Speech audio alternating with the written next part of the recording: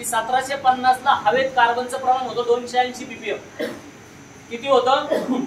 280 ppm. हा फार महत्वाचा मुद्दा आहे, लक्षात घ्या. पर्यावरण जर कळालं नाही की बारकाली मुलं आता फिरतात ती जगणारच नाही. आताच आपण पाहतोय जुन्नर तालुक्याचं टेम्परेचर कधी न जाणार 42 डिग्री सेल्सिअस गेलंय. आणि हा सगळा खेळ या पर्यावरणातील वातावरणावर आहे. आपली शेती होणार का नाही हे उष्णतेवर अवलंबून. झाडांची अक्षरशः पानं या उष्णतेमध्ये जळायला लागले, आपल्याला माहितच नाहीये. फार अवघड स्थिती आहे. जशी उष्णता वाढत जाईल तसं माणसाचं आयुष्य घटत जाईल. शेती संपेल, झाडे संपेल आणि माणसाचा श्वासच बंद होईल. कळालंच नाही माणसाला. फार मोठी माणसाने उत्क्रांती करून ठेवली स्वतःच्या आयुष्याची.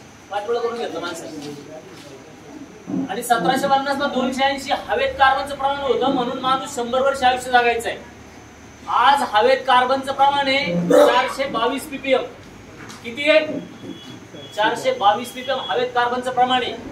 आणि या हवेमधल्या वातावरणामधून माणसाच्या हृदयाला ऑक्सिजन खेचून घ्यावा लागतोय. माणसाचं हृदय 4 पट काम करते, म्हणून माणूस आज अटॅकनी जास्त मरायला लागेल. लक्षामध्ये घ्या, कारण आपण 4 पट काम आपल्या हृदयाला दिले.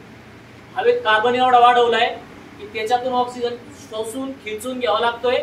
हृदय 4 पट काम करते, म्हणून प्रत्येक माणूस अटॅकनीच जायला लागलाय. त्याचं कारण हे आपल्याला समजलंच नाही की आम्ही आमचं आयुष्याचं कधी वाटोळं करून घेतो. फार भयानक स्थिती आजची, जी 1988 साली 198 देश एकत्र आले आणि त्यांनी एक संस्था स्थापन केली.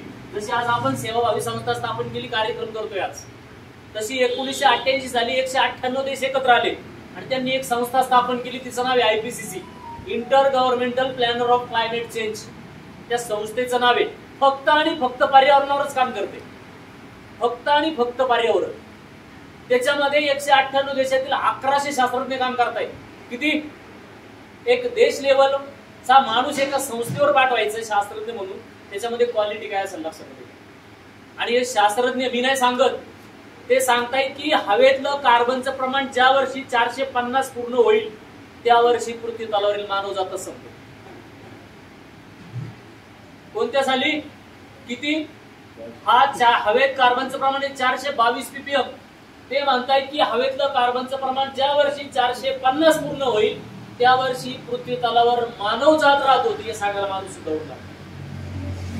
हवेत फक्त कार्बनचं प्रमाण 28 ppm वाढलं बाकी आहे. डोळं उघडा. आपण आपल्या धुंदीमध्ये जगताय, त्या धुंदीतून बाहेर या, नाही ते लहान मुलं जगणार नाहीये.